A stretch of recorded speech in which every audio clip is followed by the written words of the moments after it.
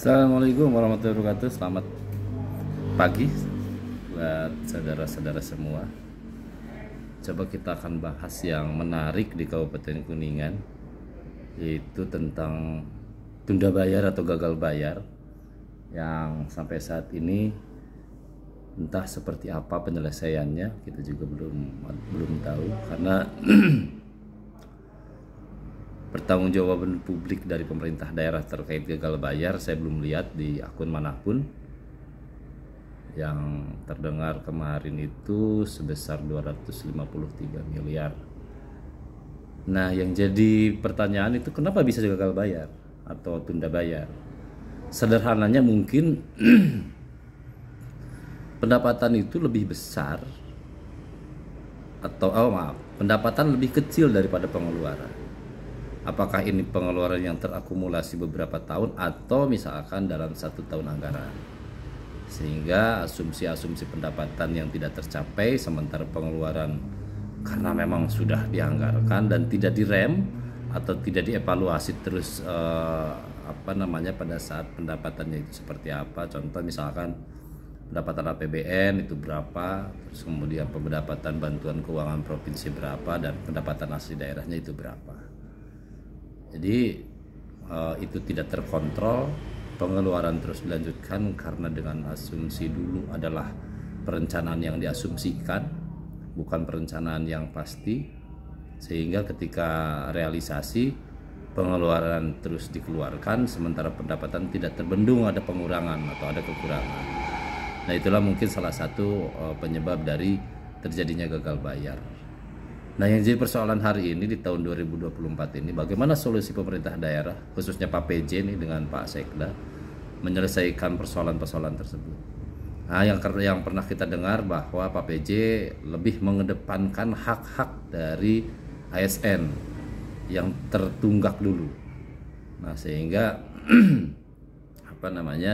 itu tidak boleh jadi persoalan, karena kasihan teman-teman ASN yang beberapa bulan tidak dibayar, sehingga terus menuntut atau dalam harus haknya atau kewajibannya sudah dilaksanakan tetapi haknya belum diberikan, sehingga itu menjadi prioritas dari pemerintah daerah. Nah, bagaimana selain itu, karena instrumennya mungkin banyak, walaupun kita semua tidak tahu instrumennya seperti apa atau gagalnya di sebelah mana, kita juga tidak paham apakah itu dari pekerjaan-pekerjaan fisik atau pekerjaan-pekerjaan non fisik, sehingga efisiensi APBD Kabupaten Kuningan itu menjadi sebuah syarat mutlak bagaimana kita bisa menutupi tunda bayar atau gagal bayar atau hutang pemerintah daerah yang belum terbayarkan, baik itu kepada pihak ketiga ataupun kepada ASN. Nah, itu mungkin segelumit dari gagal bayar. Cuman apakah ini akan terselesaikan dalam jangka waktu 1 tahun, 2 tahun atau 3 tahun, atau seperti apa, atau solusinya seperti apa, kita coba lihat nanti ke depan bagaimana pemerintah daerah hari ini menyelesaikan persoalan-persoalan tersebut. Tapi memang kalau menurut pendapat saya, disclaimer, ini adalah pendapat pribadi dan mungkin saja ini bisa terjadi ataupun bisa dilaksanakan atau tidak. Yang pertama, bagaimana mengoptimalisasikan PADes.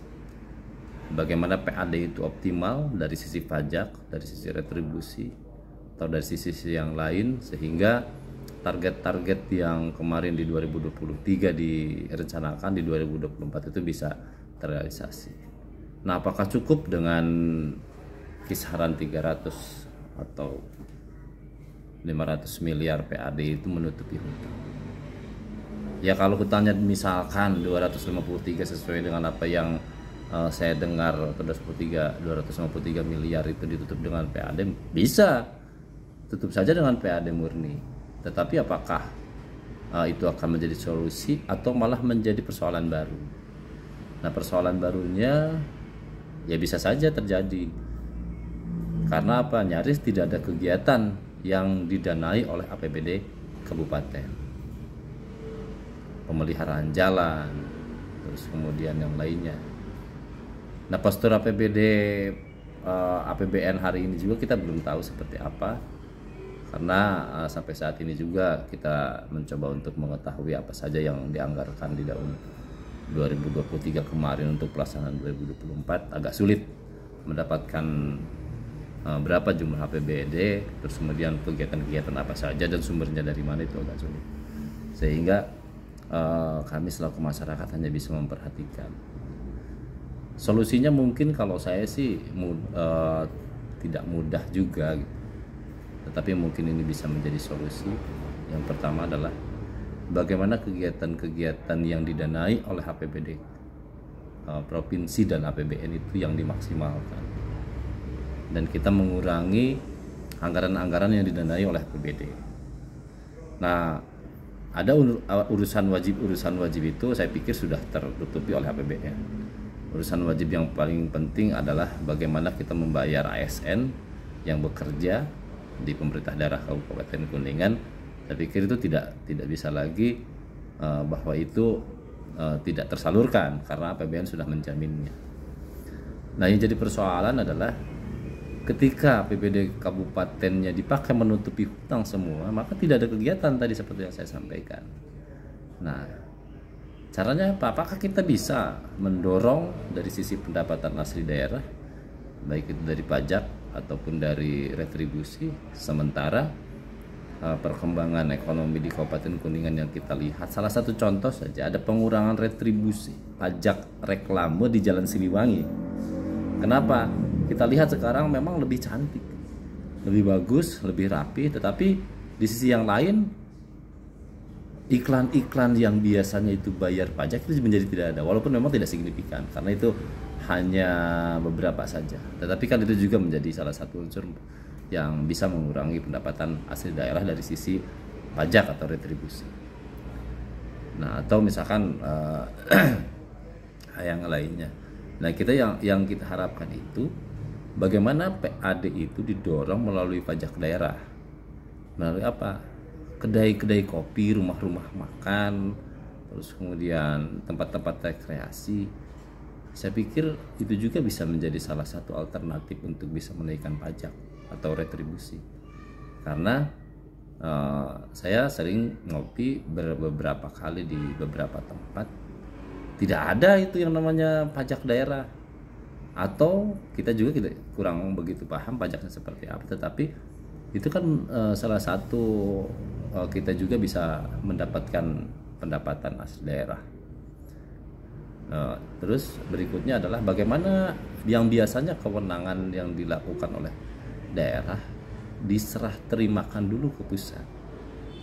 Kita ambil contoh, misalkan ada kewenangan provinsi yang diambil alih atau diserah gunakan dulu ke pusat, itu seperti Provinsi Lampung yang kemarin jalannya sempat viral. Nah, itu kewenangannya diberikan dulu ke pemerintah pusat, terus kemudian pemerintah pusat mengeluarkan anggaran. Karena apa? Itu sudah menjadi kewenangannya. Tetapi kalau kewenangannya masih dari kewenangan kabupaten, ya susah. Karena apa? APBD kabupaten lah yang harus membiayai dan mendanai.